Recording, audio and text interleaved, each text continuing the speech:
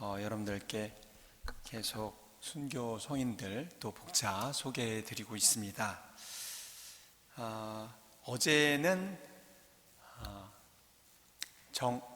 정화상 바오르 성인의 어머니 성인을 소개시켜 드렸는데 누군지 아시죠? 정화상 성인은 저희 분당 주보입니다. 무수하게 많이 듣지 않으셨어요? 정화상 성인에 대한 생애? 근데 어머니 기억 안 나세요? 정화상 성인의 어머니는 누구예요? 유소사 체칠리아 성녀이십니다. 정화상 성인 가정은 현재 지금 3분의 성인과 2분의 복자를 그 가족이 배출했어요. 그러니까 유소사 체칠리아 성녀, 그러니까 정화상 성인의 어머니, 그 다음에 정화상 성인, 그 다음에 정화상 성인의 여동생 정정의 엘리사벳이 103위 성인 중에 포함이 되어 있고, 이번에 124위 복자 중에 그 아버지이신 정약종 아우스팅, 그 다음에 그 큰아들인, 그러니까 정화상 성인의 그 형인 정철상 가롤로, 이 2분이 이번에 124위 복자 안에 포함이 되셨습니다. 굳이 이름을 알고 기억하고 할 필요는 없을 수 있겠지만 그래도 그냥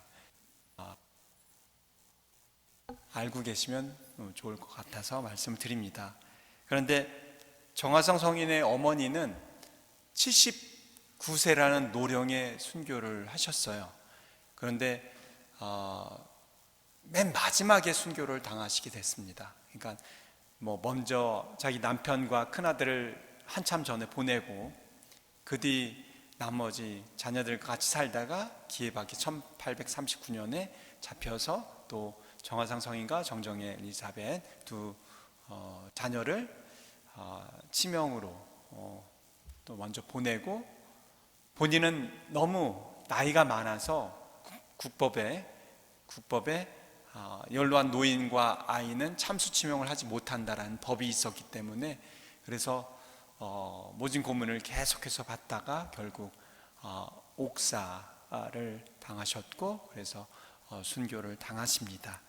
어쨌든 최고령의 순교자이신 유소사 성녀는 바로 정화상 성인의 어머님이셨습니다. 어저께 그 성녀에 대한 삶을 묵상해 봤고요.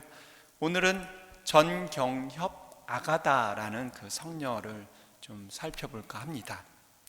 전경협 아가다 성녀입니다. 그러니까 103위 성인 중에 포함되신 분이죠. 이분은 일찍 부친을 여의시고 가난한 그 살림으로 어려움을 겪으면서 지내다가 궁녀로 발탁이 되었습니다.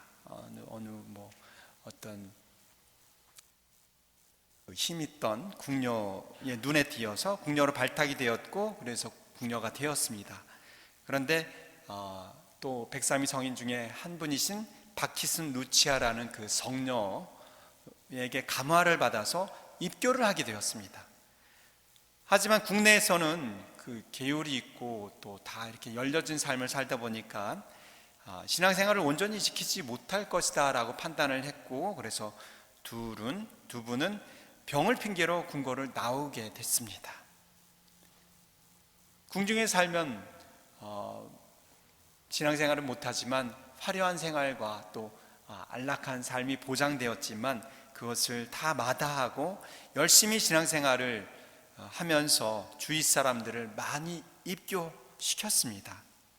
하지만 박해가 시작되었고, 또 그들도 체포되게 되었고, 형제와 포도총으로부터 무수한 신문을 받게 됩니다. 너희는 궁녀 신분으로 나라에서 하는 훌륭한 교육을 이렇게 받았는데 어째 이런 사악한 교를 믿었느냐라고 신문을 받자 그 2분은 이렇게 답을 했다고 합니다. 천주교는 사악한 교가 절대로 아닙니다. 모든 피조물의 창조주이시고 아버지신 천주를 공경하고 섬기는 것은 모든 사람들의 의무입니다 라고 답변을 하면서 달게 그 형벌을 받았다고 합니다. 형제의 혹독한 고문에 예수 마리아를 늘 부르면서 그 고문을 견디어내셨습니다.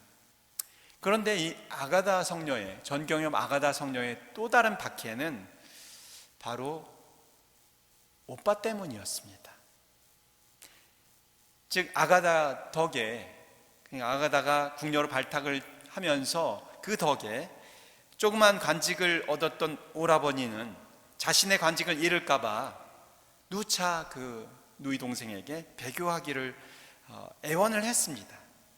그러다가 아가다 성녀가 설득되지 않을 것을 알고 자신의 여동생이 감옥에서 죽는 것이 자신 삶에는, 자신이 관직을 잃지 않게 되는 데는 더 도움이 될 것이라 판단을 하고 동생에게 꿀과 달걀에 납가루를 섞어서 독살을 하려고 합니다. 하지만 하느님의 보살핌으로 그것을 먹은 성녀는 그 독국물을 다 토해내게 되고 죽지 않게 됐죠. 그러자 이번에는 옥졸들에게 돈과 음식을 주면서 어떻게든 저 사람은 재판에 나가지 못하게 해달라고, 감옥에서 죽게 해달라고 청탁을 합니다. 하지만 이 전경엽 아가다 성녀에게 무수한 수차례의 매질을 가해도 이상하게 그 성녀는 하루가 지나면 그 상처가 아물고 멀쩡해지는 그런 특근을 받게 됩니다. 시간이 지나서 박희순 루치아 성녀가 먼저 순교를 당한 뒤 오라버니가 자기를 독살하고 또 죽이려고 한다, 자기를 참수치명 못하게 한다라는 그런 계획을 듣게 됩니다. 그때 당시까지만 해도 순교는 옥에서 그냥 죽고 이런 것은 정말 진정한 순교가 아니다, 목이 잘려야지 순교다라는 그런 어떤 그 박해를 받던 신자들의 생각이 있었던 것 같습니다. 그래서 성녀는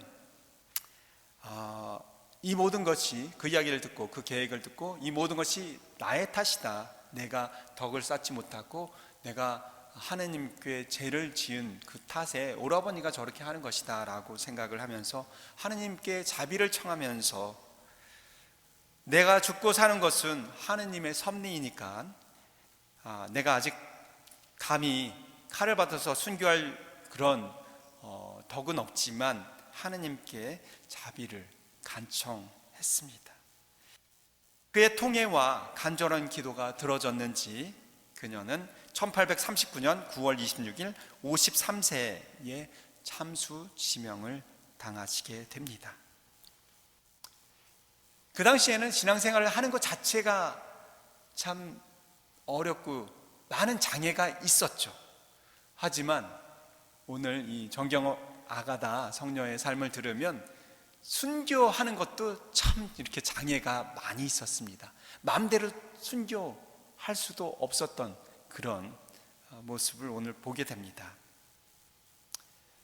신앙생활에 장애가 되는 일, 더 나아가서 순교의 길 또한 방해하는 많은 장애에도 불구하고 순교와 기도로 순교의 월계관을 받은 전경엽 아가다 성녀의 삶을 묵상하면서 오늘 복음을 되짚어 봅니다. 자신에게 좋으면 관심을 갖고 싫으면 외면하는 것이 인간의 본성이죠. 인간의 본능입니다. 그러나 신앙은 그런 인간 중심적인 것을 뛰어넘는 삶이죠.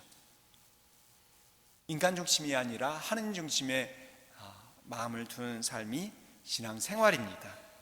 그런데도 바리새이파 사람들은 자신들이 중심인 듯 행동을 하고, 특별히 오늘 예수님에 대해서, 세례자 요한에 대해서 그렇게 판단하고 말을 하게 됐죠. 어떻게 보면 오늘 제가 말씀드린 전경엽 아가다 성녀의 그 오라버니와 같은 그런 행동을 하는 것이죠.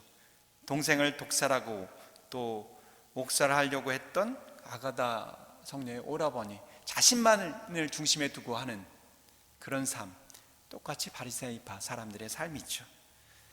군중과 타인이 자기 자신들을 따라주기를 바라는 삶입니다. 다 내가 이 세상의 중심이고 너희들은 나를 따라줘야 돼, 내 말만 들어야 돼 라는 삶. 그렇기 때문에 바로 오늘 복음에서처럼 요한에게 먹지 않는다고 시비를 걸고, 또 오히려 그 반대로는 예수님께 많이 먹는다고 시비를 거는 것이죠. 하지만 예수님은 그들의 비유를 맞추지 않으십니다. 언제나 하나님 아버지의 뜻을 따라서 행동하시죠. 바로 그 삶이 우리들에게, 신앙인에게 정답임을 알려주고 계십니다. 그러한 예수님의 모범을 따라 또 정경엽 아가다 성녀의 꿋꿋이 순교의 길을 가신 것을 따라서 우리도 한번 우리 자신의 신앙생활을 점검해 볼 수 있어야 하겠습니다. 남이 하라고 하는 신앙생활이 아니죠. 남에게 보여주기 위한 신앙생활이 아닙니다. 내가 좋아서 선택한 신앙생활입니다. 어쩔 수 없어서 하는 신앙생활이 아니라 바로 자발적인 믿음에 의해서 우리가 신앙생활을 할 때 우리는 예수님처럼, 또 제가 지금 말씀드린 정경엽 아가다 성녀처럼 순간순간의 삶 안에서도 내 뜻이 아니라 하나님 뜻대로 살아갈 수 있다는 것을 다시 한번 마음에 새겼으면 좋겠습니다. 아멘.